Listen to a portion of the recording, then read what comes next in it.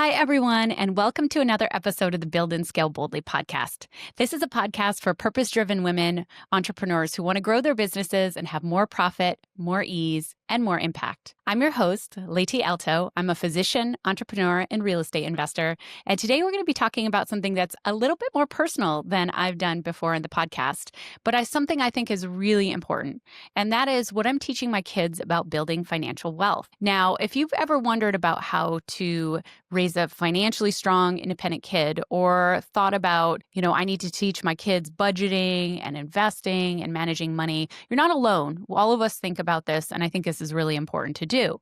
But today I want to offer a little bit of a reframe, and one that I actually shared in this conversation that I had with my 9-year-old daughter this morning, and then also my husband, because what I was thinking about, and my husband and I actually found that we were completely in agreement, was when we talked about building financial wealth and talked to our daughter about what she could do to build her financial wealth, it really didn't come down to the numbers. And it didn't come down to talking about budgeting or investing or managing money. It was more about how we wanted her to think, how we wanted her to solve problems, and ultimately how we wanted her to show up in the world. And we found that we had 3 shared core beliefs between the two of us, my husband and I, about what would lead our daughter and our kids to have financial wealth. And that's really what I wanted to share with you, because it's very different than managing money and budgeting and buying assets. There's actually, it's a little bit, I would say even way more broad than that. So when we talk about how to build financial wealth, I think a lot of people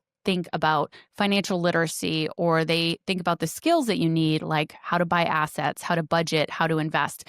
And to be clear, those are really important. I think about them a lot as I has a real estate portfolio, and I really think a lot about making sure I'm buying assets and not liabilities. However, this morning when we were having this conversation, my husband and I, with our 9-year-old, and we were talking to her about how she could build financial wealth, none of those things came up. It was interesting. Actually, what we ended up telling her was that she really needed 3 core skills to build financial wealth. And once we realized that, and we realized we were completely in agreement on what those skills were, we were able to share with her how she could have this path to financial wealth and financial freedom down the road. Okay, so what are those 3 kind of core skills that you need to be able to build financial wealth? So number 1 was problem solving. And what we were telling her is that, hey, if you have the ability to think and solve problems, you will always have financial wealth. Because really, when you think about it, a CEO's job of any business is to think and solve problems. Problems are a part of every single business, like I mentioned before. And so your only job as a CEO or leader of any type is to solve problems. I actually like to call this radical common sense. And I think it's a lot less common than you would think it should be. And it's actually what I look for in all of my employees in my businesses, is that they have this ability to do creative problem solving, to be able to see a problem, to even if it's a blank slate, right? They have a problem, they have no way to handle it, or even if it's a blank slate, so they see a problem, they've never handled it in the past, and they're starting from scratch to figure this out. If they have that ability to think creatively and really, even without experience, figure out probably the right answer, or at least an answer that potentially could work. And then once they take that action, they find out that problem wasn't solved, to be able to develop another creative solution. If they have that ability to problem solve, then money will always come to them, because if you can solve problems well, that is so valuable, and that's such a valuable skill that money does come to you in terms of financial wealth. So one of the things that I was telling my daughter this morning is, a lot of people react to problems and they just do whatever they can see is possible right in front of them. But if you're a really creative problem solver and you're really good at problem solving, the first step you really ask yourself is, what is the outcome that I want? And it starts with you asking what you want and getting clarity on that vision of what you want. And then you can figure out, what do I need to do, or who do I need to work with to help create that outcome? So it kind of is a different way of thinking about it. And it all starts with pattern recognition, right? Problem solving is pattern recognition. And it's learning to take a challenge and instead of feeling paralyzed, getting curious and actually being able to move forward. So, all that we're really doing, all of us, is solving problems every single day. And so, if you become a really good problem solver who can look at a situation, say, hey, what's the outcome I really want? Right. And have that vision of where you're going, who can think through a process or what needs to be done to solve that problem. If you develop that skill set, you're invaluable now because you have a skill set to be able to take what happens to you, take what you're facing, and turn it into a vision of what you want. And a lot of people don't know how to do that. They take a look at a challenge, maybe they get paralyzed, or maybe they go to somebody else to solve it for them. That's oftentimes what happens. And that's oftentimes what happens with our kids, right? When they're younger, is they're faced with a problem, they come to us to solve it. But if you are a person who trains yourself to be really good at problem solving, when you face those situations, again, you say to yourself, okay, what do I want? How do I make that happen? Who do I need to help make that happen? And you go solve it, then you're going to be able to get through any situation in your life. And that literally will lead to financial wealth because if you're really good at solving problems and coming up with answers that work, you are invaluable to any company you work at. Or as an entrepreneur, you are invaluable as a leader. And so what I really want my kids to do is learn to think like this, learn to not go to somebody else to solve their problems or not wait for their problems to get solved for them, but rather to be able to see a problem, to be able to step back, ask what they want first, create a vision of what they want, and then go and say, how can I make this happen? Or who do I need to make that happen? And if they can do that, if my daughter can do that, then again, it doesn't matter what she's working at. It doesn't matter if she's an investor, she's not an investor, all those things. The financial wealth will follow that type of thinking. So ultimately, that's one of the most important things that my daughter needs to learn in order to have financial wealth. So that's skill number one. Problem solving. Skill number two is resourcefulness. And in my opinion, this is more than just grit or persistence. It's actually two pieces. There's resourcefulness of, always continuing to go and figure out another way and try another way, which it does capture that persistence and grit. But it's also resourcefulness in believing in your own self and your own ability to be able to figure it out. And that second piece of resourcefulness, which is believing that you're going to be able to figure out, even if you've never seen it before, even if you don't even know where to start, allows you to take risks and to do things that you never have done before and to manage that discomfort because what you have is a belief in your own resourcefulness. And that belief says, even if I don't know the answer right now, I can figure it out. Or even in the future, if I take this action and in the future there's a problem, I'm going to be able to figure that out, right? And so it not only allows you to make decisions today and move forward, but it also allows you to have a level of certainty in your own future and what happens when you face problems down the road, which challenges and problems are the part of any journey, right? We've talked about that before, that you're going to be able to figure it out in the future too, that you're going to be a person that develops those skills and those relationships to be able to make it happen no matter what's going on. And you can see why that's so important to be able to build financial wealth, right? Because that belief in your own resourcefulness means if you get knocked down, you're going to get up over and over and over again, right? And it also means that you're flexible. So you're going to try different ways of doing things. You're not going to be rigid and strict, like, hey, I only can do things one way. You're going to say, hey, let me try a different pivot. It makes you a lot more nimble than I think a lot of people are when they don't have this belief in their resourcefulness and their belief to figure it out, because oftentimes they may rely only on what they've seen work before.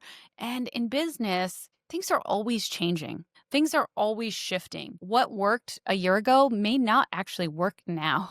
And you need to develop as an individual and you need to develop your skill sets and you have to pivot. That's just a normal part of being a business owner. And so, for my kids, if they believe in their own resourcefulness and they think of themselves as resourceful people who can figure it out no matter what happens, then they're going to be able to be successful in business. They're going to be able to be successful if they're employees because they're going to contribute and add value to the team that they're on. And in the end, that belief in their own resourcefulness and their attitude and identity of I'm a resourceful person is going to help keep them going, help them keep persistent, but also help them just be able to add value and be a valuable member of the team ultimately, which will lead to financial abundance. The third skill that my husband and I agreed upon that was most important to building financial wealth, besides problem solving and resourcefulness, was the ability to influence others.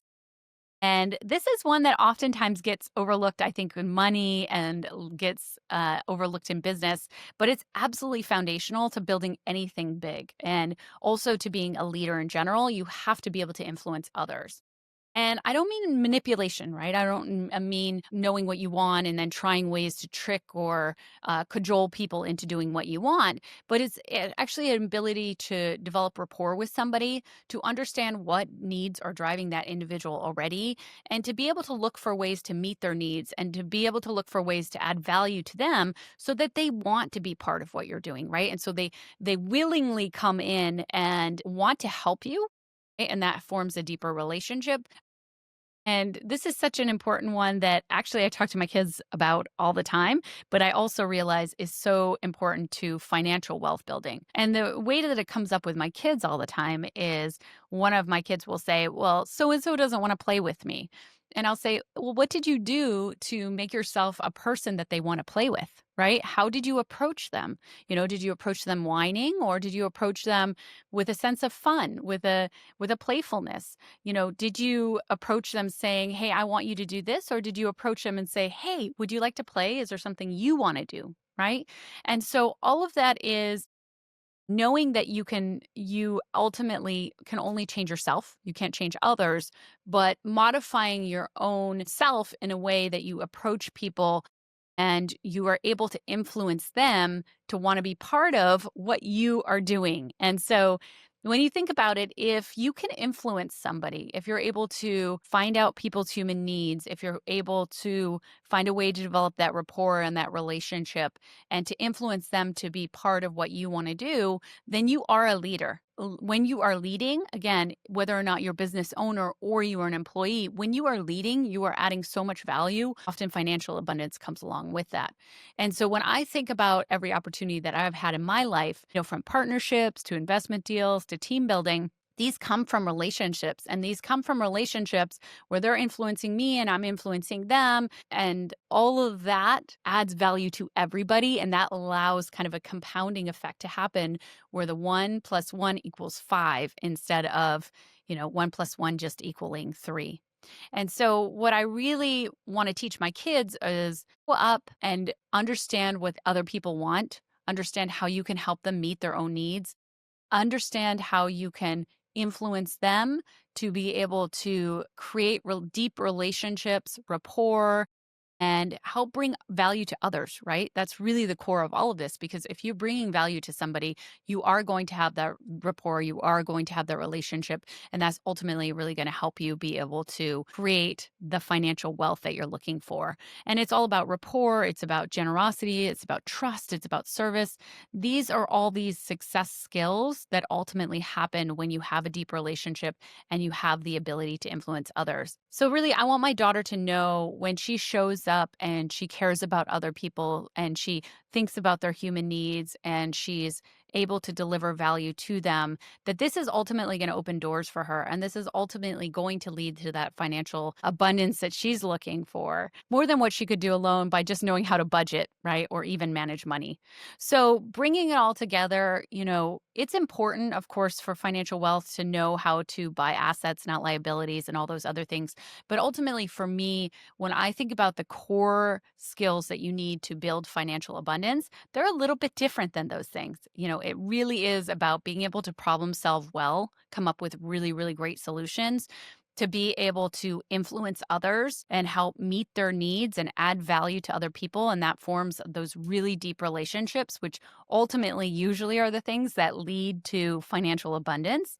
And then lastly, it's the ability to be resourceful and take on that identity of I'm a resourceful person and to believe in your own resourcefulness and the ability to figure it out now and then also to be able to figure it out in the future. So when I teach my daughter is, think clearly, solve problems, be deeply resourceful, believe in your own resourcefulness. Those three things are ultimately the skills that you're going to need to build that financial wealth in the future. If this episode sparks something in you and you want to start building the mindset and the habits and the thinking that really is going to allow you to create real wealth, I actually put together a list of my absolute favorite business and personal growth books that have shaped the way that I lead, that I parent, and that I build. And you can download it for free at www.beyara.com/books. That's www.beyara.com/books. And one of my absolute favorite books on that list is Carol Dweck's Mindset. And that book really is great for you to read as well as for you to read for your kids because it talks a lot about that resourcefulness and that ability to pivot and that way that you learn from failures and you learn to grow from those experiences that a lot of people may say are negative experiences. So I think it's a really great book that's in there for you guys to read to help yourselves personally to grow and develop some of these skill sets we've been talking about, as well as for reading for your kids. Now, what I wanted to ask you, just kind of wrapping up this episode is, where in your business or life could you practice some of these things? Where could you practice more resourcefulness? Or where could you spend more time working on your influence and your ability to add value to others and to change their minds or change their actions in a way that is a win-win for everybody? Or where can you spend more time being really intentional about how you're problem solving and being really creative and seeing solutions that maybe weren't there before, but asking how can I or who can help me? And how can you use these skills not only yourself, but how could you teach them to your team or even your kids? If you enjoyed this episode, make sure to subscribe so you don't miss any episodes of the Build and Scale Boldly podcast, and share it with a friend. If you have an entrepreneurial female or male friend who wants to learn more about scaling their business and building their business with more profit and more ease, then definitely share this podcast. Okay. Keep dreaming big, keep dreaming boldly, and most of all, keep building the business and life that you love.